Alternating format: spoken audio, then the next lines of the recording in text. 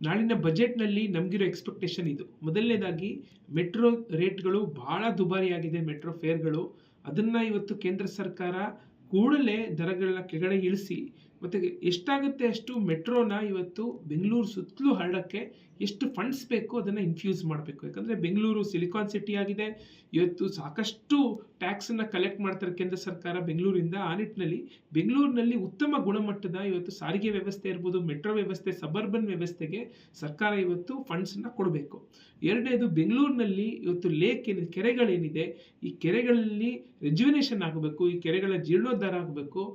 ಆಗ್ಲೇ ಇವತ್ತು ನಮಗೆ ಗ್ರೌಂಡ್ ವಾಟರ್ ಸಿಗಕ್ಕೆ ಸಾಧ್ಯ, ಬೆಂಗಳೂರಲ್ಲಿ ಸಸ್ಟೈನಬಿಲಿಟಿ ಇರಕ್ಕೆ ಸಾಧ್ಯ. ಆ ನಿಟ್ಟಿನಲ್ಲಿ ರೆಜ್ಯುವಿನೇಷನ್ಗೆ ಜೀರ್ಣೋದ್ಧಾರಕ್ಕೆ ಸರ್ಕಾರ ಇವತ್ತು ದುಡ್ಡು ಕೊಡಬೇಕು. ಎರಡನೇದು ಬೆಂಗಳೂರು ಸುತ್ತಮುತ್ತ ಇವತ್ತು ಹಲವಾರು ಇವತ್ತು ರಸ್ತೆಗಳು, ನ್ಯಾಷನಲ್ ಹೈವೇಗಳೇನು ಹರಿ ಬರ್ತಾ ಇದೆ, ಇದೆಲ್ಲ ಟೋಲ್ಗಳು ಇವತ್ತು ಸಿಕ್ಕಾಪಟ್ಟೆ ದುಬಾರಿ ಆಗಿದೆ.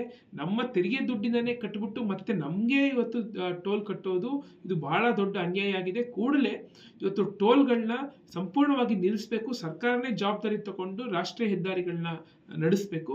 ನೆಕ್ಸ್ಟು ಬೆಂಗಳೂರಿನಲ್ಲಿ ಇವತ್ತು ಮೆಟರ್ನಿಟಿ ಹಾಸ್ಪಿಟಲ್ಗಳು, ಇವತ್ತು ಗೌರ್ಮೆಂಟ್ ಆಸ್ಪತ್ರೆಗಳು ಬಹಳ ಕಡಿಮೆ ಆಗಿದೆ. ಜನಗಳು ಇವತ್ತು ಬಹಳ ಪರಿತಪಿಸ್ತಿದ್ದಾರೆ. இந்த ಸಂದರ್ಭದಲ್ಲಿ ಹೆಚ್ಚೆಚ್ಚು ಇವತ್ತು ಗೌರ್ಮೆಂಟ್ ಆಸ್ಪತ್ರೆಗಳು, ಆಮೇಲೆ ಇವತ್ತು ಗೌರ್ಮೆಂಟ್ ಶಾಲೆಗಳು ಕೂಡ ಉಳಿಸೋದಕ್ಕೆ ಕೇಂದ್ರ ಸರ್ಕಾರ ಹೆಚ್ಚೆಚ್ಚು ಬಜೆಟ್ ಅನ್ನ ಅಲಾಟ್ ಮಾಡಬೇಕಂತ ನಾವು ಇವತ್ತು ಒತ್ತಾಯಿಸ್ತೀವಿ ಸರ್ಕಾರಕ್ಕೆ.